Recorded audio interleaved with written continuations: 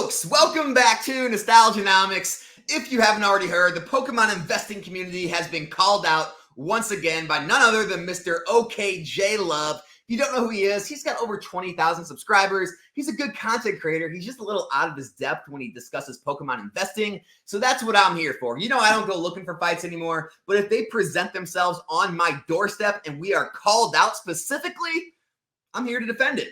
I've got all the facts, historical data, spreadsheets, everything he's going to need to be able to understand this is not just some, lucky coin flip or flash in a pan thing that's going on. I'm going to compare them to all the mainstream legitimate investments like the Berkshire Hathaways owned by Warren Buffett, the S&P index funds, put them through compounding interest calculators. Heck, we'll even put 401k match into the calculations. And I will prove to you that Pokemon has still been outperforming when it comes to English sealed booster boxes over time. So if you don't know what I'm talking about, I'm going to go ahead and play the video for you because everyone always asks me, Alex, where are all these people at? Here they are right here. You ready? Do you really need to do that? Is it really that's part of an investment when the whole thing is so random, unpredictable? The Pokemon company can just reprint it whenever they want, and none of any of this stuff really makes a whole lot of sense. I feel like there's got to be way better ways to invest your money that aren't as unpredictable and crazy as Pokemon cards. Anyway, that's enough of my beat up session. If you feel like I've targeted you and you want to talk about this a little bit more, reach out to me. I'll get you on a stream. We'll get a whole bunch on a stream. We can do a big investor bro roundtable discussion. You can call me out. I don't really. Will do, bro. And by the way, I did reach out to you on Discord. I sent you a message. That message was unreplied to. And so I figured, heck, I'll make the video after. If you do see this and you do want to reach back out, always love to have you on the channel or be on your channel to discuss this further. But I don't think you're going to need further discussion after this video. I have pretty much everything you're going to need all wrapped up into this one vid. So let's go ahead and jump into it. First of all, he says there's probably other places to invest that have performed better than Pokemon or are smarter. Well, here's Vanguard, one of the most trusted investment funds out there where they have a bunch of different mutual funds. And here's one of their funds, a 500 index fund. This is the S&P index, guys. This tracks the S&P. As you can see right here, this is a 12.37% return over 10 years, okay? That's with dividends being reinvested, okay? So if we go over to our fancy schmancy compounding interest calculator, and you were to start out with a $100 investment, which is the cost of one booster box, okay, English booster box. You can find them cheaper, I get it, but $100 is really fair, okay? I want to be fair here. And if we were to buy one of every English booster box, remember, they're released every 3 months in English. So that'd be $33.33 a month you'd be investing, all right? Length of time, 10 years. We're going to let this compound for 10 years at a 12.37% interest rate, and we're going to have it compounding daily because everyone likes that compounding interest. They always use that as like the reason you put money in the funds and the mutual funds and the S&P instead of Pokemon. So here we go. I'm going to do it for you. If you were to do that, you would have $8,170 after 10 years. If you would have done that with XY and just bought one every booster box and let it grow in value, you would have invested only $1,200 and you would have $12,475 right now. Now, your total profit would be $11,275, which is an 840% gain.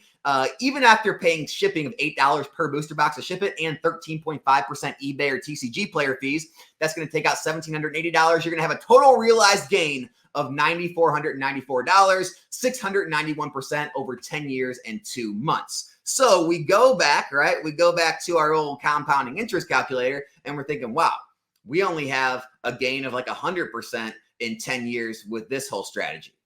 And then we can go, look at like the 100-year history of the S&P. It's only returned 10.56%, so nowhere near Pokemon. We can look at the old Berkshire Hathaway and go back to where XY base set was released back here, February 2014, it was at $114 a share. Now it's only at $398 a share. So you haven't even tripled your money when you've made over 600% on Pokemon, even after shipping and fees. So it beat Warren Buffett, it beat S&P index, it beat even with the compounding dividends being reinvested. But there's one more we need to talk about, right? We got to know, can it beat the 401k match? That's where everyone gets in, their panties in a bunch. Alex, my company matches my 401k. All right. So let's say you put in $33.33 and your company matches that $33.33 every month, giving us $66.66 per month, right? Same 10 years, same 12.37 average percent, and compounding that daily gives us $15,995 over 10 years, we would have invested $8,000 total. Now, if we go back to the old Pokemon spreadsheet, well, we've got $12,475 there. But remember, we're still investing. So we got all of Sun and Moon boxes. Oh, yeah, and all of Sword and Shield boxes. If you add all those bad boys up, I'll do it right here for you. If we go ahead and put the old equals this, plus this, plus this, we have a total of $23,580. So yes, Pokemon has even outperformed by a huge margin someone using a 401k match in their retirement funds with their company. Guys, after all that's said and done, look at this. Pokemon Sword and Shield era. It just got released in 2020. We're talking 4 years now it's been out. If you would have bought one of every box at $100, it would have cost you $1,200. You now have a value of $2,835. If you have that gives you a profit of $1,635 minus shipping and fees gives you $1,156. That's a 96% gain in just 4 years and 2 months. Where else are you making that? Where are these other better investments that okJLUV is talking about? Is it the S&P index? Obviously not. Show me other mutual funds that return 96% in 4 years. Berkshire Hathaway doesn't. Show me, are real estate portfolios doing this? Where are you finding those kind of gains? Let's go up to Sun and Moon. Same type of thing. $100 every box gives you $1,200. Over the 7 years, 7 years and 2 month time, you would have a value of $8,270. Subtract what you paid, you have a $7,070 profit minus shipping and fees. You are still at $5,857. It's a 388% gain in 7 years. Go ahead, find it for me. Find me a better investment in the Pokemon. We've already seen what XY has done in 10 years, 691% gain. These are the numbers. These are the numbers.